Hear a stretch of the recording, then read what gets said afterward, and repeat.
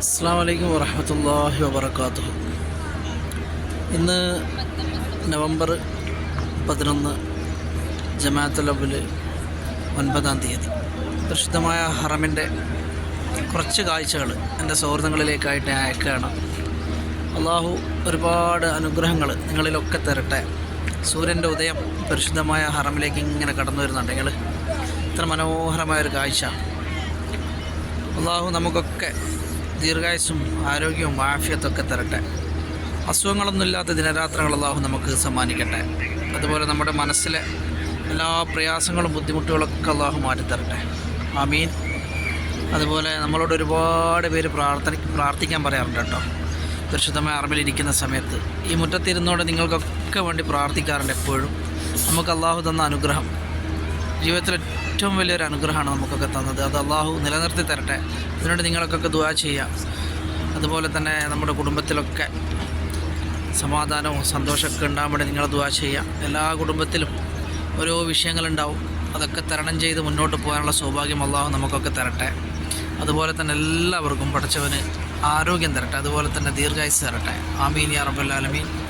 അതുപോലെ ഇന്നത്തെ ഈ പ്രഭാതത്തിൽ ഒരുപാട് പ്രാർത്ഥനകൾ നിങ്ങൾക്കൊക്കെ വേണ്ടിയുണ്ട് കേട്ടോ. 89-ാം നമ്പർ ഗേറ്റാണ്. അതുപോലെ പരിശുദ്ധമായ ഹറമിൽ നല്ല തിരക്കാണ് കേട്ടോ. ഇവിടെ മദ്രസകളിലെ എക്സാമൊക്കെ കഴിഞ്ഞു 2-3 ദിവസം മുന്നേ.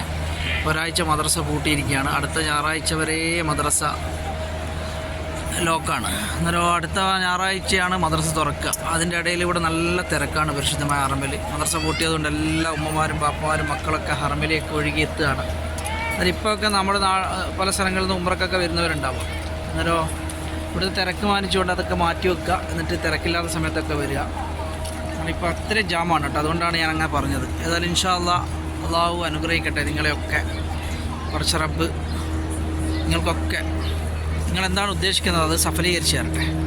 അതുപോലെ നമ്മുടെ നാട്ടിൽ ഒരുപാട് മനുഷ്യർ അസുഖങ്ങളൊക്കെ ആയിട്ട് ഹോസ്പിറ്റലിലൊക്കെ കിടക്കുന്ന വേദന കൊണ്ട് പൊളിയുന്ന കുറേ ആൾക്കാരൊക്കെ ഉണ്ട്. പഠിച്ചവൻ അവരുടെ അസുഖങ്ങളിലൊക്കെ ശമനം നൽകട്ടെ.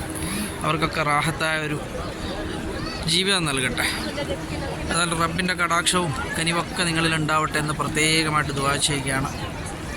ഇത്ര മനോഹരമാണ് പരിശുദ്ധമായ ഹറമിൻ്റെ മുറ്റം കാണാൻ ഈ പ്രഭാതത്തിൽ.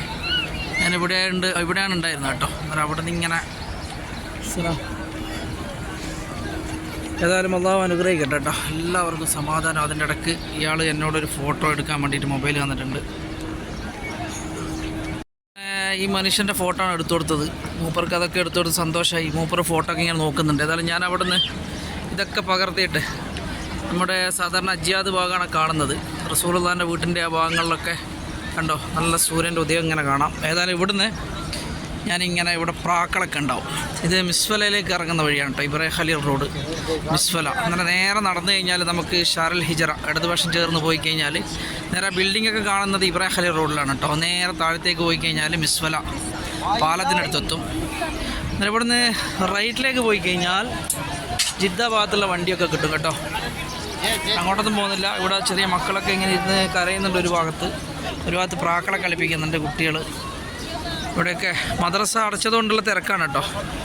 അത് ഇവിടെയൊക്കെ ഇഷ്ടംപോലെ ആൾക്കാർ ഭക്ഷണത്തിന് വേണ്ടിയിട്ട് ഇങ്ങനെ വെയിറ്റ് ചെയ്യുന്നുണ്ട്.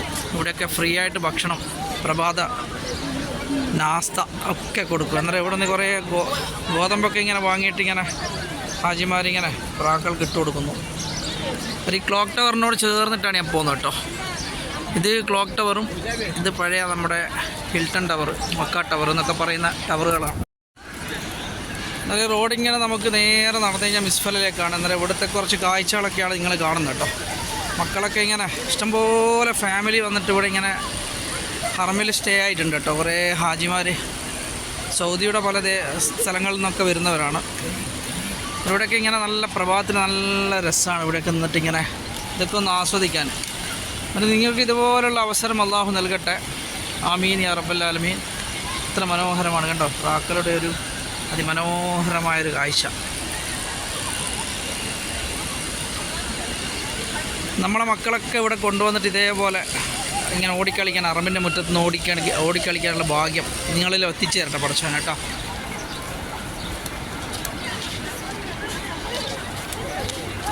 ഇതൊക്കെ ഭക്ഷണത്തിന് വേണ്ടിയിട്ട് ക്യൂ നിൽക്കുന്ന പ്രവാസികളാണ് കേട്ടോ. ഇഷ്ടംപോലെ പ്രവാസികളുണ്ട്. ഇവരൊക്കെ ഇങ്ങനെ ഇവരൊക്കെയാണ് നാട്ടിലെ മുതലാളിമാരൊക്കെ. ഇവിടെ നമ്മളിങ്ങനെയാണ് പ്രവാസികൾ കേട്ടോ. അങ്ങനെ കുറേ ഉമ്മമാർക്കൊക്കെ ഇതൊരു പാടായിരിക്കും കേട്ടോ. ഇതിലൊക്കെ പകുതി മുക്കാലും പ്രവാസികളാണ് ഈ ക്യൂവിൽ. കാരണം അവരൊക്കെ കൺസ്ട്രക്ഷൻ വർക്ക് ചെയ്യുന്നവരൊക്കെയാണ്. എന്നാൽ അവരൊക്കെ ഇങ്ങനെ ഒരു നേരത്തെ ഭക്ഷണത്തിന് വേണ്ടിയിട്ട് ഇങ്ങനെ ക്യൂ നിൽക്കുകയാണ്. ആ പൈസ പോലും അവർ മതിയായിരിക്കും ഭക്ഷണം പോലും വാങ്ങി കഴിക്കാതെ ഇങ്ങനെയുള്ള ഭക്ഷണങ്ങളൊക്കെ കഴിച്ചിട്ടാണ് നാട്ടിലൊക്കെ പൈസ അയക്കുന്നത്. എല്ലാവരും ശ്രദ്ധിക്കുക. ഓക്കെ, ഇൻഷാ അല്ലാഹ് നമുക്ക് കുറച്ച് വീഡിയോസൊക്കെ കാണാം.